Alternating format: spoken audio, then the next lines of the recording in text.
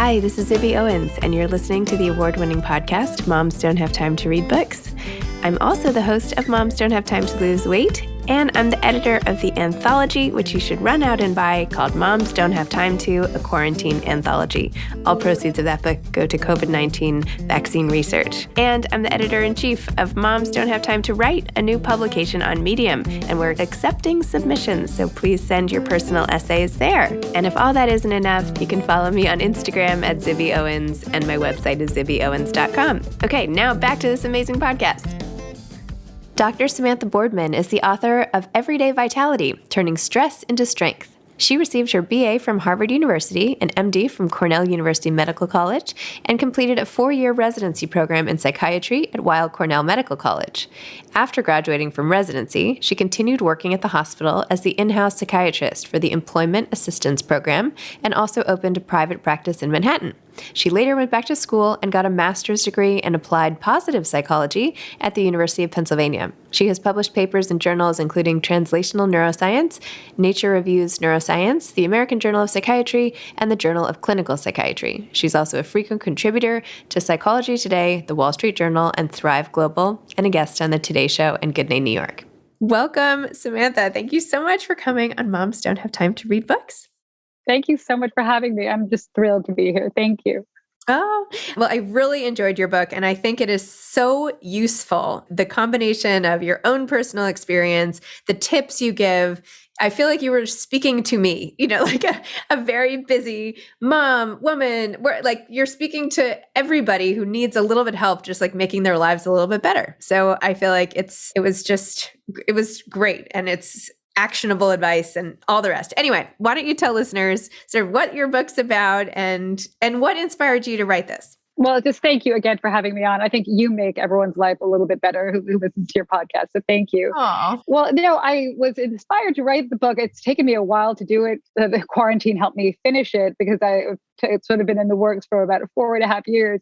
But I really wanted to write about vitality. And so this all started a long time ago when I was fired by a patient I had been seeing for a couple of weeks, and I thought we were making great progress. We were talking about all of her problems and trying to kind of minimize and sort of dial down what was going wrong with her and in her life. And one day she came into my office and said to me, "You know what? I hate coming to see you. All we do is talk about the stuff that's going, it's all going wrong, and we never talk about anything else. And that's it. I'm done." And I never saw her again. And, she'd been overwhelmed with her husband. She had 3 kids under the age of 8. Like there was just a lot going on, like many balls in the air. And I think many people can relate to that. And, she said, "I dread coming here. Even sometimes I'm having a good day." And I'm like, "Oh, what can I complain about there?" And it really made me rethink everything I thought I knew about medicine and psychiatry because, in medical school, you're taught to you percuss lungs, you auscultate abdomens, you're always like, you palpate prostates, like you're looking like what could be going wrong here. And then in psychiatry residency, you're basically doing the same thing. You're looking at a set of symptoms thinking, okay, what's wrong now in this person's brain? And how can I, what can I do to minimize their misery, to treat their symptoms and like kind of bring them back to baseline? And what I realized was I was just so focused on pathology and what was, disease. And I wasn't really focusing at all on health. And, I think the practice of psychiatry actually really is the focus on disease. So I thought I needed to expand my horizons. I ended up going back to school at the age of 40, getting a degree in positive psychology, studying resilience, post-traumatic growth, optimism, the opposite of everything I had learned in medical school, and then incorporating it into my practice. So I think of myself as a positive psychiatrist. So long way to answer. That's how this book was born out of that. Wow. I know. I couldn't believe that you went back to school with kids and everything, and you're already a doctor. It's like, that's just amazing to even make that life choice. And it sort of dovetails with all the suggestions you make for other people, right? Of how to live a happy life. And by doing that, you are somehow finding the skills to then put those things in action for yourself, which is great. Well, it was definitely embodied. Like I really felt like I had to kind of embody all of this. Otherwise I wouldn't, I really do try to practice what I preach because sometimes I realize I can be a bit of a grump and I can, let things get in the way. And so I really tried to kind of bring that and even like my own vulnerability into the practice of it. Well, you talk in the beginning, you say there there are three main well springs of everyday vitality: meaningfully connecting with others, engaging in experiences that challenge you, and contributing to something beyond yourself, which is sort of like people talk about like, what's the secret of life? Like, how do you become like, how do you achieve happiness? There's so many different theories, and this makes so much sense to me. And then later you said almost half of the people surveyed said they frequently experience daily stress, and more than 40% said they feel as if they don't have enough time. Their lives are nonstop with a to-do list that seems bottomless. Often, a lack of vitality only amplifies their stress.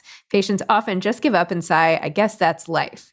And then you say, ironically, how people respond to daily stress is often the opposite of what would give them strength.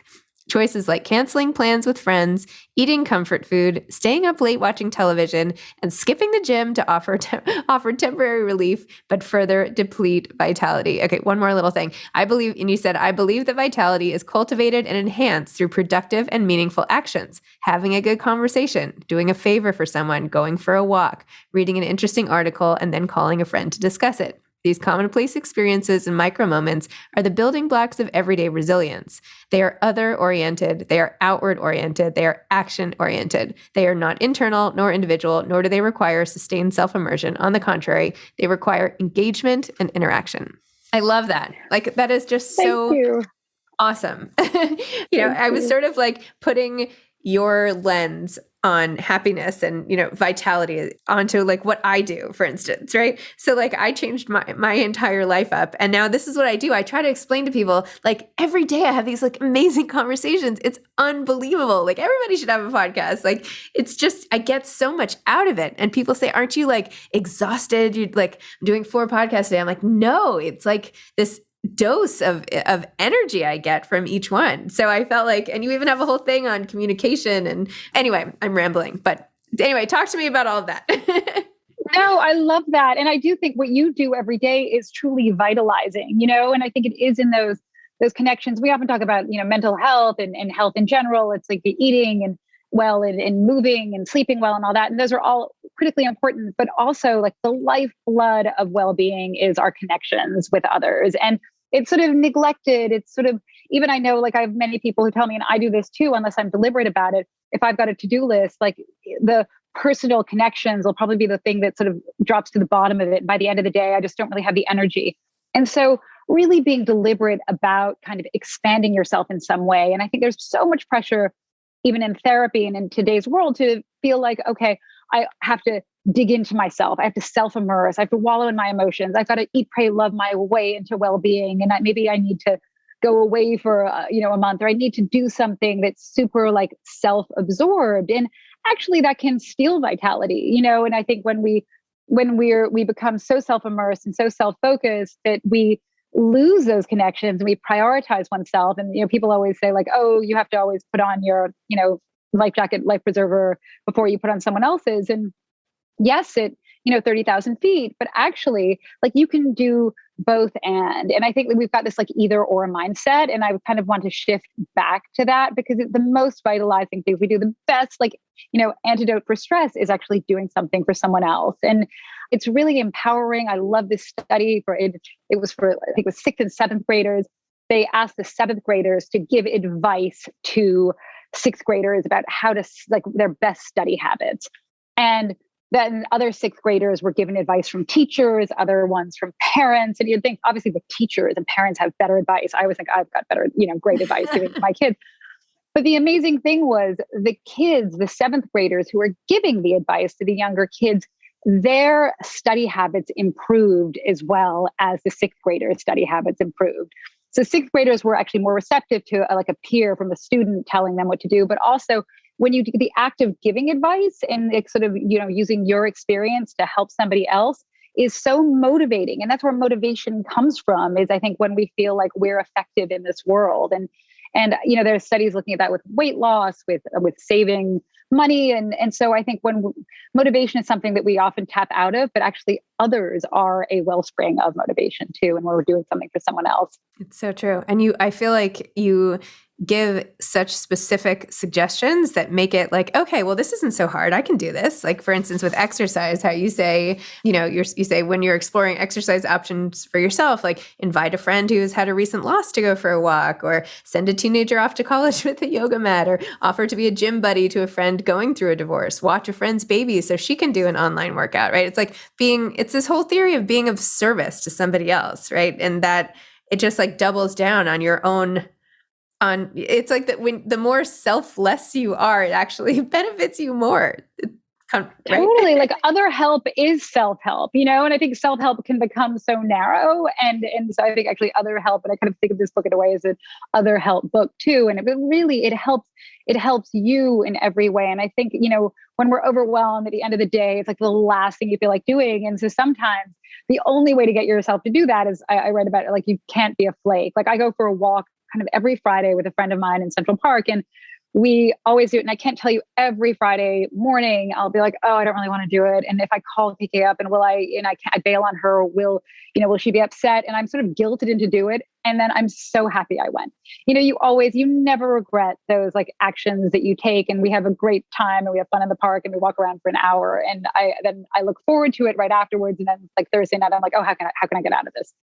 What do you think that is? I do that all the time where I'm always like, I don't like, I feel like I want to cancel every plan I make. I'm always like, oh, why are we doing this? Or why did I accept this? Or we don't have to stay long. Or, my husband's always like, he's like, why don't you ever go to a party without saying like, we don't have to stay that long. I feel like all this anxiety about it. And then I always have the best time. It's like, I don't know. Totally. I totally agree with you. And it is like Groundhog Day. You're like, oh, you're like back to that place again. Like, why are we doing this? And I do think though, maybe emerging, maybe it's too soon to say emerging from the pandemic, but at least, as we kind of re-enter our social lives, we have this opportunity to socialize better and be kind of maybe a little pickier about who we connect with and how we connect, because research shows that like the two main like social connections that really boost us are having meaningful conversations. And you need to kind of be like six people is the limit for that. It's like dinner with like 6 friends. Absolutely. Like a huge cocktail party. Maybe not, and the second thing in addition to meaningful conversations is the experience, like feeling like loved and supported and understood in some way. So that's kind of this experience of felt love, like just, when you have a conversation with, your spouse or your kids, it's just saying like, tell me more. I'd like to hear more about that, and giving them your full attention, not having your phone with you, or even doing things beyond their awareness. Like when they've got to drive somewhere the next day and you fill the car up with gas, like those little things that just kind of provide these little gestures of support. And, you don't need to be sending chocolates or flowers. Like there are these little things I think in our everyday lives that we're not really paying attention to and we're not deliberate about just because life gets in the way. But when we do pay attention, it's so easy and it feels really good. My husband, Kyle, when I first got together with him, everyone we would meet or he would see or whatever, a waitress or someone in the elevator, like just anyone, he'd be like, oh, great shirt or whatever. I love this or I love that. And I'm like, why are you always talking to all these strangers? And he's like, what do you mean? He's like, that might have made their day. That might have been the only time someone said something nice to them all day long. And I was, why not? And because at first I was like, is he really this nice? Like, come on, people aren't nice like this in New York City. But he was totally genuine. And now I find myself doing the same thing, like all the time, like not in any sort of calculating way, but just noticing. First of all, it's just the noticing the good things about other people. Like, I feel like before I was so in my own head, I wouldn't necessarily be like, oh, wow, amazing shoes. Or I wouldn't say amazing shoes. And now that's like the first thing out of my mouth. Anyway, I think it's all like this, but when you're in such a down place, it's so hard to do any of that or to see any of that and to like sort of claw your way out. So I feel like once you get the ball rolling, it's easier to keep it going, right? Obviously, physics and all that.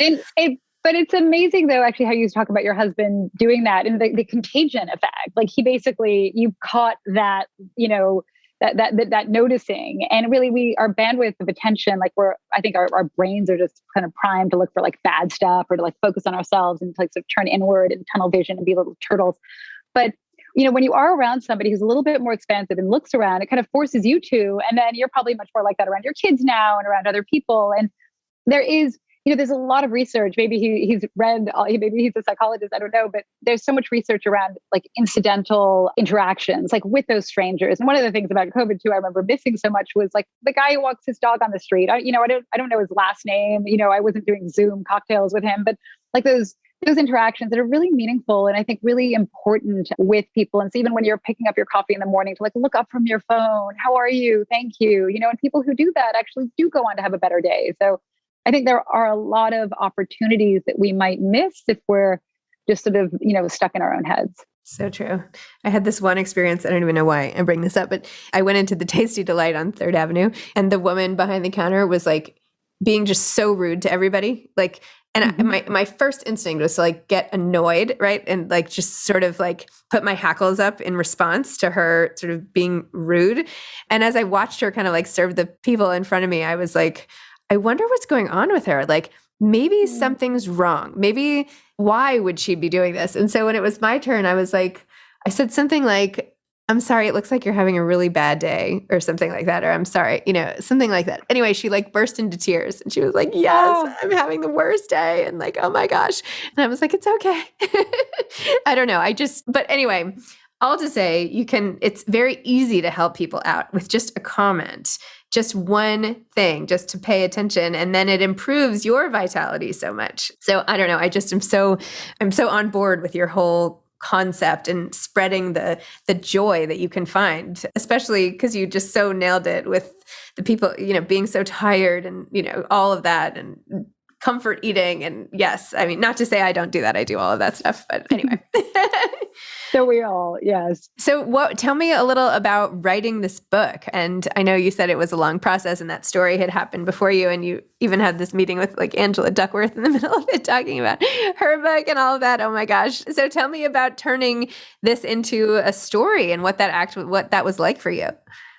It was torture, honestly. And now like I'm looking back, I'm like, oh my gosh, how did I do that? It took me a really long time. And I was so broken down by it. And, there's that old saying, like everyone has a book in them. And that's for most of them, that's where it should stay. And I was like, okay, then I've really got to like, if I am going to do this, I have to do it well. And I want it to be fun. And I can be a little nerdy in my writing. So I was including maybe too many studies at moments and being a little bit, I've written some textbook stuff and realizing that maybe people didn't want to read that. And a friend of mine, Nell Scabell, I was working with her and she was editing things piece by piece and being like, you know what, maybe why don't you put a story in here? And so it was really fun, actually, the collaboration, being able to work with Nell, and she's funny. And so it actually ended up being a fun process. And when you do something with someone else and you get that immediate feedback as well. And we were just talking about junk food too. I think that, there are all these studies looking at like when you eat a piece of chocolate, like if you are going to eat junk food or chocolate, like do it with someone else because it tastes better then,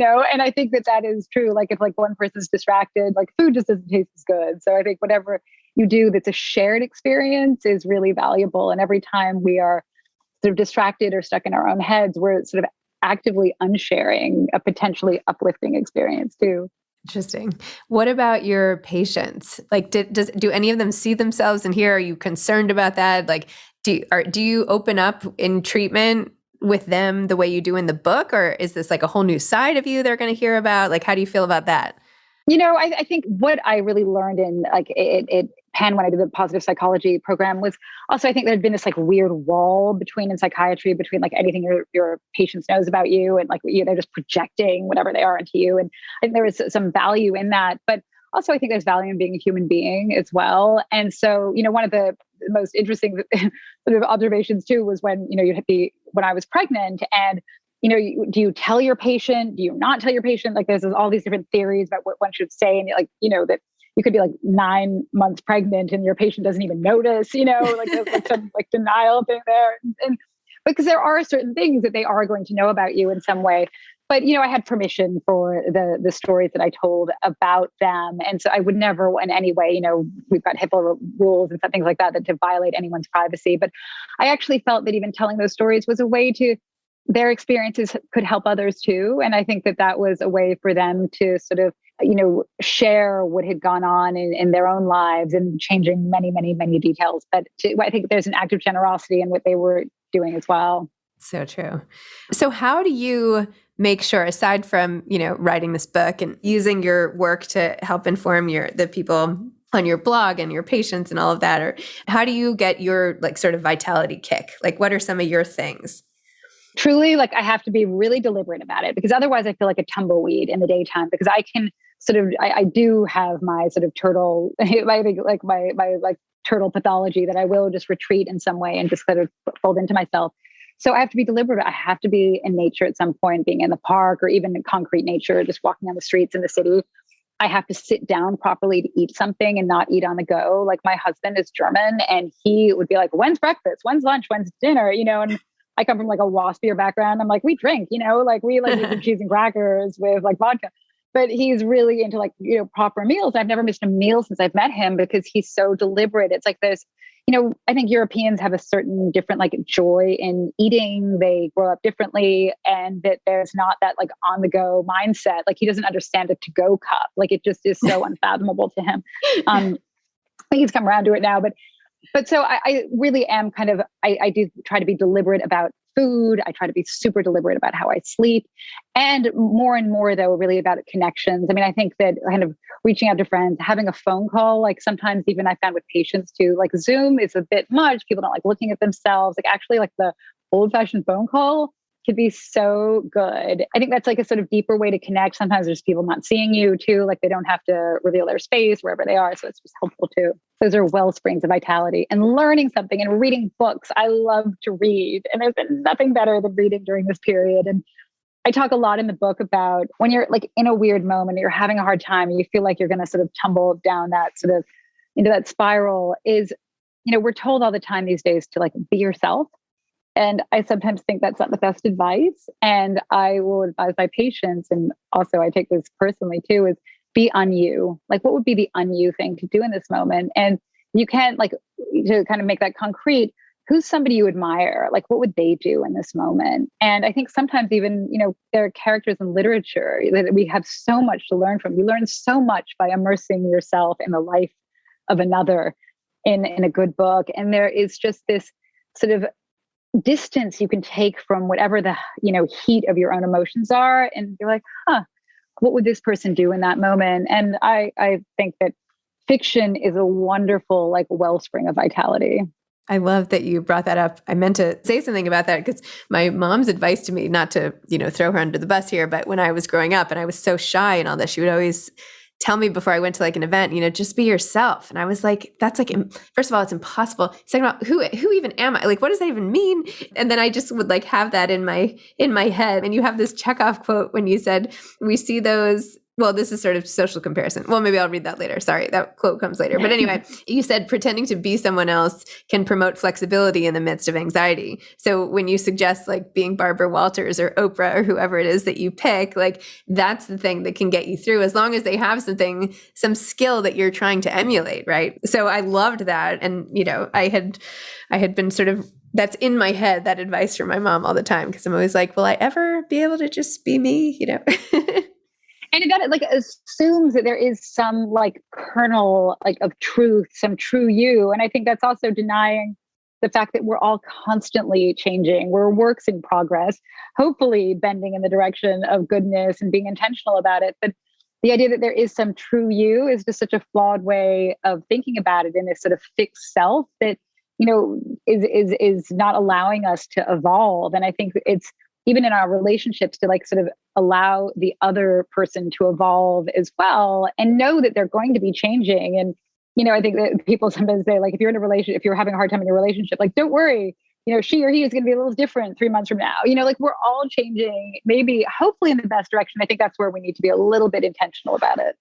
That's like with kids. I mean, it's like, they can be completely different people 1 year to the next with different age spans and times of development. It's really nuts. So yeah, you have to be always ready to adapt and sort of everything. Yeah. And this idea of like, oh, you've got to be authentic. Like, what does that really mean?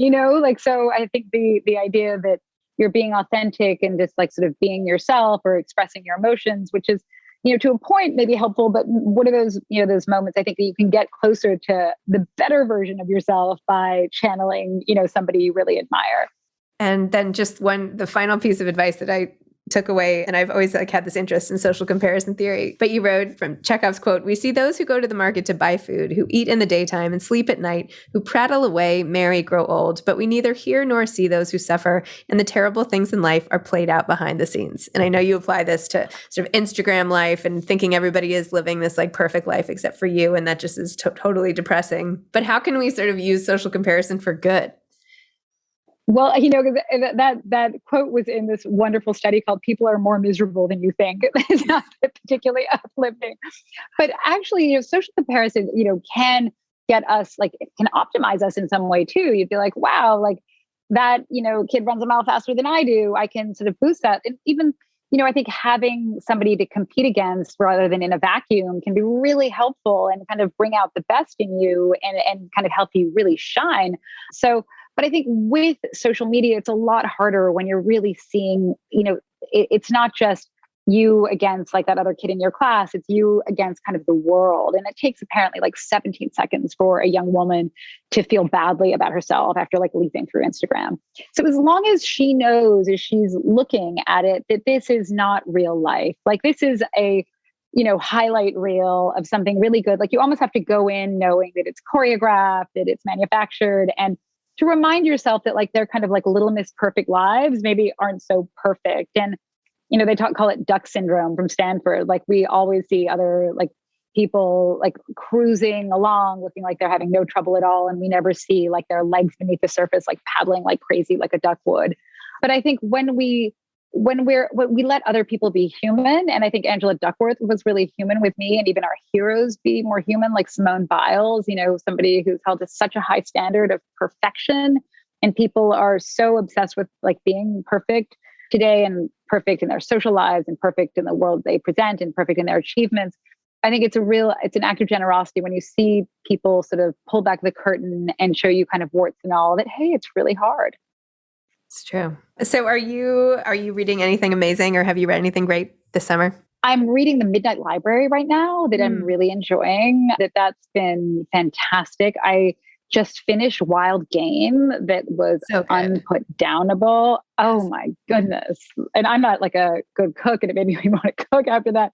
But that was also an extraordinary book. And also she talks so much about how books changed her life and kind of gave her a just boost and an outlet and an exit from a life to rewrite the narrative. I really believe that people change, and it's not something that I really learned, I think, in medical school or in residency. And even you were saying, you were shy when you were younger, and you're clearly not so shy now, that people do change. And that book was a wonderful sort of message of that. Wow. I loved Adrienne Broder. I was just actually emailing with her this morning. Who wrote Wild Game. That's so funny. Yeah. Wow. Oh my God. I love that book. Yeah, she's awesome. Okay, last question. What advice would you have for aspiring authors? Oh my goodness. Like you can do it, and it's going to be really, really, really hard. If you can carve out at least an hour a day just to work on some part of it, just to fire something out, so you feel like you are making like a little dent in some progress.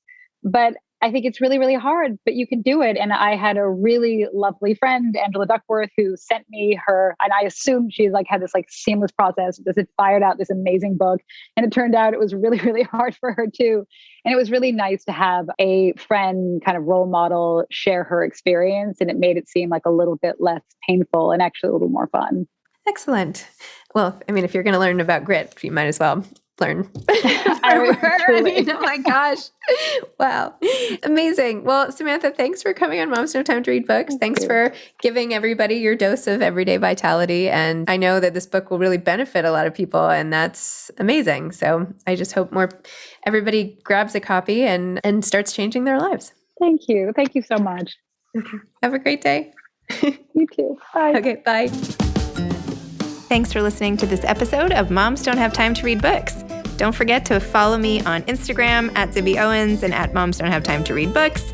Also sign up for my newsletter at zibbyowens.com and sign up for my virtual book club and meet lots of authors on Zoom every other week. Thanks so much to Steve and Ryan at Texture Sound for the sound editing. And thank you to Morning Moon Productions for providing this fantastic intro and outro music.